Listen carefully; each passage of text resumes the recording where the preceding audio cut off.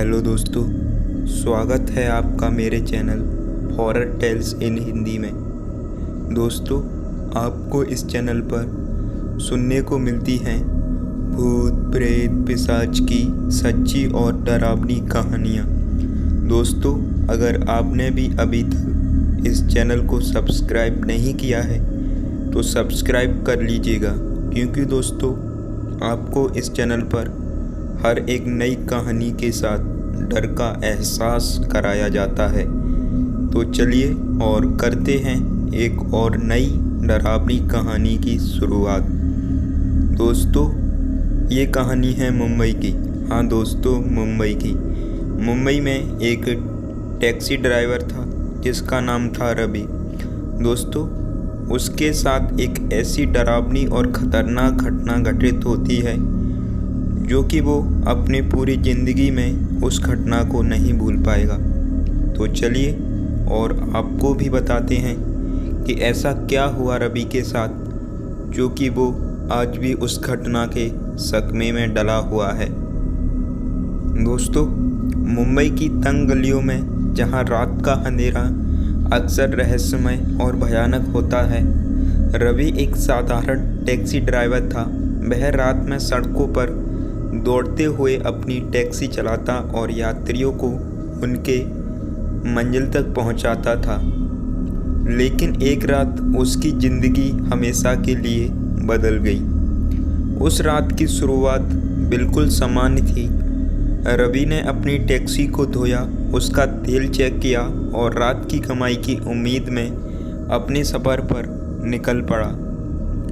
जब आधी रात हो गई तो उसने सोचा कि चलो अब घर लौटा जाए। उस वक्त वह अपने घर आ गया, लेकिन तभी उसे सड़क के किनारे एक महिला खड़ी दिखाई थी। महिला ने सफ़ेद साड़ी पहनी थी और उसके बाल लंबे और घुंघरूदार थे।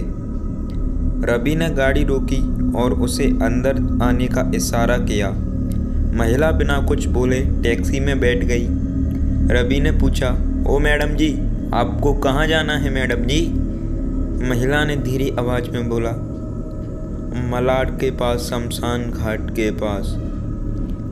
रवि ने थोड़ा अजीब सा महसूस किया, लेकिन उसने कुछ नहीं कहा और गाड़ी चलाने लगा। उसने सोचा कहीं इस महिला को कब्रिस्तान में कुछ काम होगा। रास्ते में चारों तरफ सन्नाटा था, केवल गाड़ी की आवाज़ और महिला की धीमी सांसों की आवाज़ सुनाई दे रही थी। रवि ने अपनी घड़ी देखी, रात के कुछ 2 बज चुके थे। उसने पीछे की ओर देखा तो पाया कि महिला उसे घूर रही थी। उसकी आंखों में अजीब सा दर्द और डर था। रवि ने घबराकर गाड़ी की रफ्तार बढ़ा दी। जितना वह उस शमशान घाट के करीब पहुंचता गया, उसकी सांसें उतनी ही तेज होती गईं। शमशान घाट के पास पहुंचते ही महिला ने गाड़ी रुकवाने को कहा। रवि ने गाड़ी को रोका और महिला से किराया मांगा।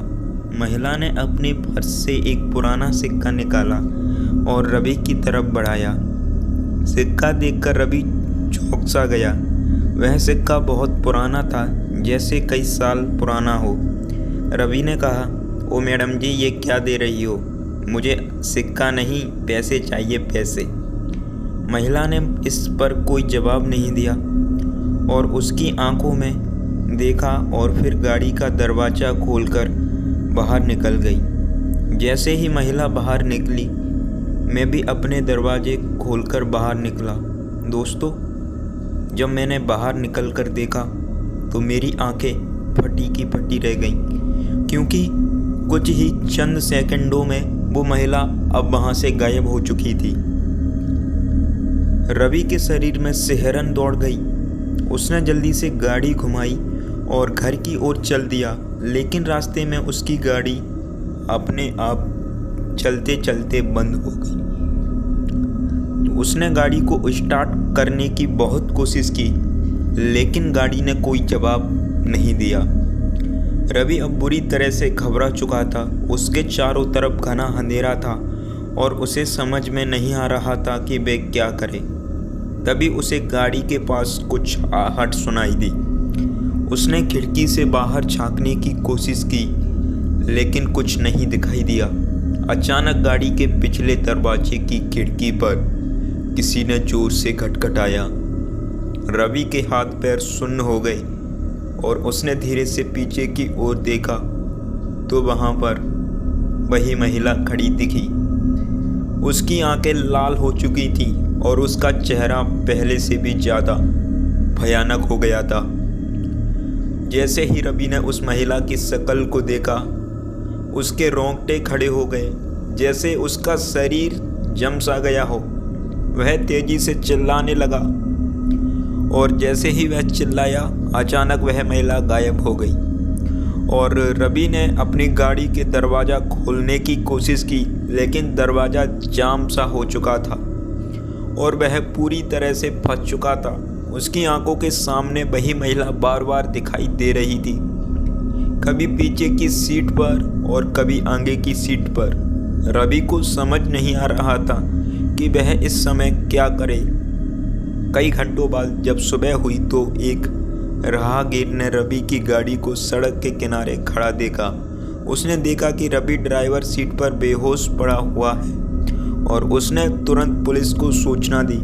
पुलिस जब मौके पर पहुंची तो उन्होंने रवि को होश में लाने की कोशिश की और जब रवि को होश आया तो वह बहुत बोलने की हालात में नहीं था। उसकी आंखों में डर साफ झलक रहा था। उसने पुलिस को पूरी कहानी बताई, लेकिन पुलिस ने उसे एक बार बोला कि तूने कोई बुरा सपना समझकर उसे नज़रअंदाज कर दिया। पुलिस ने जब गाड़ी की तलाश ली तो उन्हें वही पिछली सीट पर एक पुराना सिक्का मिला जो कि उस आत्मा ने रवि को दिया था। सिक्का देखकर पुलिस वालों को भी होश उड़ गए, क्योंकि वह सिक्का उन सिक्कों में से था जो सैकड़ों साल पहले बनाए जाते थे।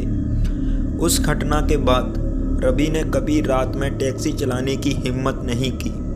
उसने टैक्सी चलाना भी अब बंद कर दिया और हमेशा के लिए उस डरावनी रात की यादों में खो गया। दोस्तों, क्या आपको पता है उस रात उसके साथ क्या क्या हुआ होगा?